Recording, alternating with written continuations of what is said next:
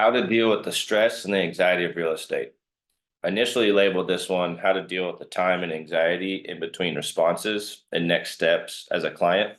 But what I came to realize is that this is very impactful and powerful, not just for clients to also understand like how to navigate the stress and anxiety of all this, but also for real estate agents. Because you had that situation with clients where like they're so stressed, they can't, they're not patient, they don't like wait till the next response. They're constantly like, what's next? What's next? And you can just feel the anxiousness and the stress in them. And honestly, usually the agent starts to feel stress and anxiety too. I know I'm guilty of this, that I've got myself all worked up, stressed and anxious. So did the client. And then we're both just stressed and anxious. And it's really just not a favorable situation. So I kind of put together these 5 things that I've laid out for clients and also agents to follow about how to deal with the time and anxiety in between responses and next steps in real estate as a client and as an agent with all these. So hopefully some of these mindfulness techniques, energy techniques help you in what you're dealing with when it comes to real estate, because I know it can be a stressful, crazy time. And there's the logical side of things, but really more importantly, it's like, how do we handle our emotions? So our personal emotions and also the client's emotions and the people that are involved with this.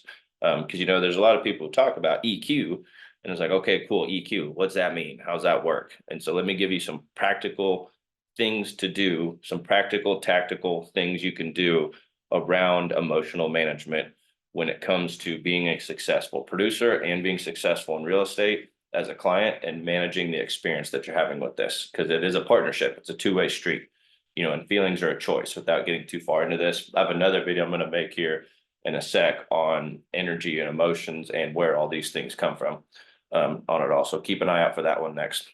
But the first one that I have for how to deal with the time and anxiety in between responses and next steps in real estate as a client and as agent is deep belly breaths. So a lot of times we're so fast to react and just and we get out of breath. So where we don't realize we're causing this anxiety because we're not breathing deeply, we're not breathing fully, we're not fully pausing to be present in the moment. Take a deep breath, take things one at a time, go slow. We're so quick to cut each other off, answer the question, not really listening to respond, but kind of going low and slow with this thing is how you are powerful in these situations, and you're calm and you can reason and you can logic and you don't get overwhelmed by the emotions of the situation, whether coming from you or the client or just the nature of the situation. It's a very emotional time. And the better that you manage your own emotions, the better you can serve and lead your client. And then same thing with the client, the better they manage their emotions, you teach them how to manage their emotions, the better experience they have with you around this process of real estate. So the first one is deep belly breaths.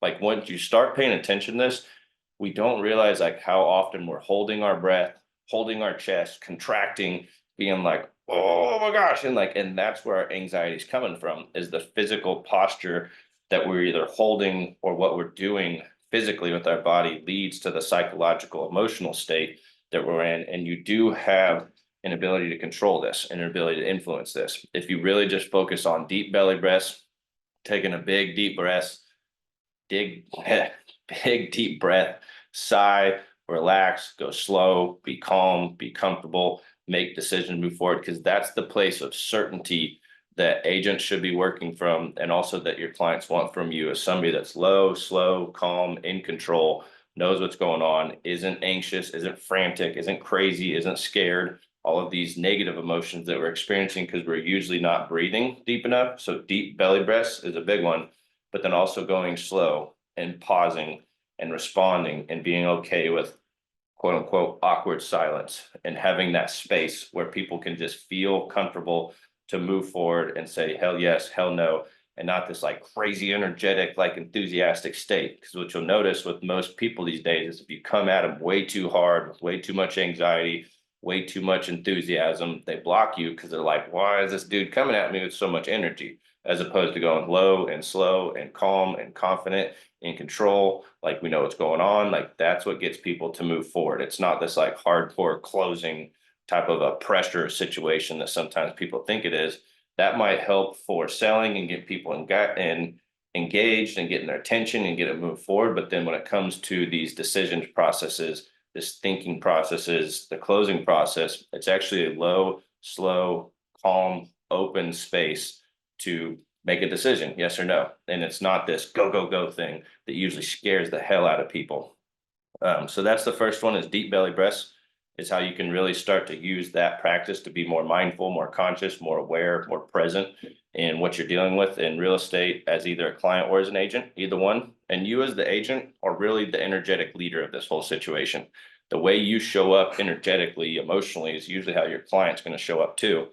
And the more that you are in control of your emotions in the situation, the more you can handle and navigate this space that they're acting like they're relying on you to provide them this experience, to be a good agent, to stay calm, stay certain, and just reason and logic through making the best choice and the best decision with that. So the second one with that is trust the process and your agent, and follow a process. If you're an agent and you don't have a process, you need to follow a process so that you have a plan to be successful, to structure things. Like, we need plans and structures, like, as human beings. And a lot of ways, agents, like good agents, have plans, have process for you to follow. And as a client, a lot of times we've seen people fall outside the process, try to get around it, try to screw with the process. And then that's usually what leads them to a disservice, is that they want to go outside of the service that we have in place for them. So trust the process, trust your agent, find the good one with the good process, follow their lead. That's what they're there for, is to help guide you, navigate you through this decision, to make a choice. They're there to facilitate. They're not salespeople,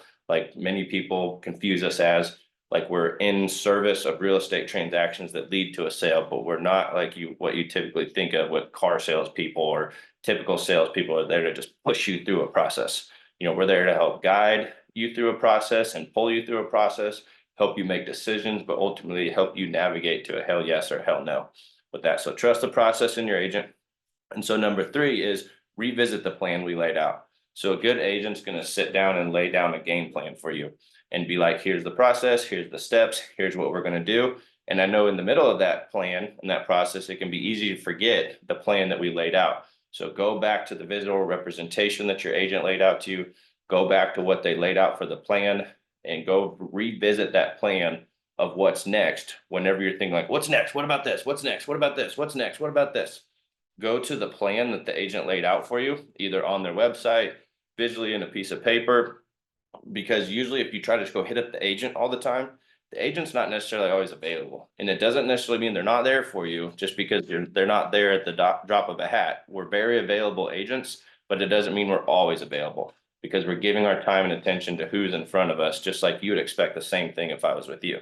So revisit the plan we laid out, go look at what we decided to do and what the plan was with that. And that'll help deal with this time and anxiety in between responses and next steps. Because I know in the middle of this, in our microwave age, people can get real anxious and real upset and real frustrated and blow up your phone, when it's like, calm down. Go back to the plan, go back to the process. Trust what we're doing there. Your agent has your best interests. They're on point. They're paying attention. If they're a good one. If they're not, I can't say that. But revisit the plan we laid out and just kind of go to number 4, which is remember the bigger picture. Remember the bigger focus. Why are we doing this? Why is it worth going through this process? Why is it worth going through all this pain, the struggle, this anxiety? Because at the end of the day, it's going to be worth it. Whatever it is that we're embarking on this real estate journey to get you a bigger house, get you a smaller house, move from a different city, sell your house so you can downsize or go to a rental unit, whatever your plan is, keep that bigger picture focus in mind. Because I know in the middle of things, we can kind of get lost in the trees and miss the forest, is the saying that it goes. We can let these little things turn into a big, mountain, when they're really just a molehill. And so some of these situations you get into, and we kind of blow things out of proportion. We make them bigger than they are, because we're not keeping the bigger picture in mind of why are we doing this globally? Is this a good deal? Like, altogether, is this a good deal? Even if I'm upset about this one little thing, overall, am I getting what I want? Am I getting a good deal? Am I getting a good negotiation? Because if that's the case, then you can really look at this from a standpoint of, it's not the end of the world just because we're emotional about not getting our way on this one little thing, or being petty about this little thing. Let's keep the bigger picture in mind of why we're doing this, what it's about, and keep moving forward with that. And then number 5 is follow the schedule for communication. Because I know in our microwave day and age, a lot of people expect agents to just be constantly available, on point, on demand. But do you expect any other profession to be that way either? Doctors aren't that way, lawyers aren't that way, accountants are that way. Like very few places are very on demand like that. And most agents are very available, but they're not necessarily always available. And they usually have a followed schedule for communication of like, hey, text me or my partner, text me with what you have going on, or let's schedule a call, let's schedule attention. Like we're there for you, but to expect them to just drop at that sign of a hat, I think is a little bit unrealistic when it comes to a service contractor standpoint. And they usually line out a schedule for how to communicate, what to communicate, and the best way we can work together as partners within this whole situation. And I think a lot of times people want to try to deviate outside that schedule. They want to cut in line. They want to put themselves first in front of other people, when at the end of the day, like we got to be respectful and appropriate for the business service provider trying to handle and get to everyone. And it is very important to us. We do care. I don't want you to feel that way, but that's where we do have a schedule for communication of how and when to get with us. Because a lot of these things don't necessarily need to be handled like at the drop of dime just because you're anxious, but they do need to be handled promptly, like same day, next day. But a good amount of these things aren't necessarily something that needs to be just bombarded just because we're feeling a certain type of way and we're feeling anxious, which is where the deep belly breaths come from, and all of these other things, so that when your agent can't be there to provide that personalized service and attention that you're wanting and needing, you kind of got to learn to self-soothe a little bit. And that your anxiety, your frustration, your worry, your concern isn't entirely your agent's job to solve, even though a lot of us do. And we are borderline life coaches, therapists, that goes with it. But this gives you some tools, some methods, some strategies so that you can have a better experience with real estate as a client. Because in a lot of ways, real estate agents provide a lot of these services and are very great about this, but they can't be the end all be all. We also need clients to help understand the mental, psychological, emotional state they're in, and teach them how to self-soothe, how to handle the experience better, because we don't want to see them suffer. We don't want to see them have anxiety, stress, all these things. And part of there's only so much we can do as an agent. The other side of it is we have to teach our clients how to be patient, how to handle stress, how to handle anxiety, how to handle the time between responses, because we do care and we are busy and we're paying attention to you and we're providing that personal help and support. But it's a little bit unrealistic to think that we can constantly be there holding your hand. Like, and we're very available. We know what we're doing. We care. Like all, and I'm saying this about good agents, you know, and I'm not saying bad agents like don't exist, because they do. But a good agent, this is how they're going to handle the process. And hopefully these 5 steps have helped you, like how to deal with the time and anxiety in between responses and next steps in real estate as a client. And also as an agent, like how to provide and manage this experience. Because, you know, part of this is it's not just a click button process. There's steps that need to go along the way. There's emotions that need to be handled. There's mental gymnastics that need to go on with it all. And so the first one, I'll go over them again, recap, then we'll get done with this thing. Deep belly breaths is the big one. That's probably one of the biggest things you can use to self-soothe in the middle of any stressful, anxious environment that you're in your life, really, not just real estate. 2, trust the process in your agent.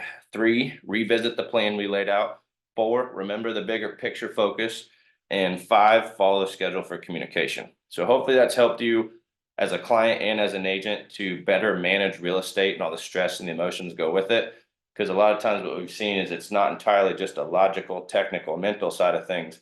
It's an emotional, energy, like people side of this whole experience in this business that we operate in. So hopefully that helps you a little bit where you're at dealing with the energy and the emotions of all these things. If I can talk to you at all about energy or emotions or how that applies to your life and your business, I'm more than happy to help. Follow some of the links below. Hopefully that helps you right where you're at, and we'll go from there. See ya.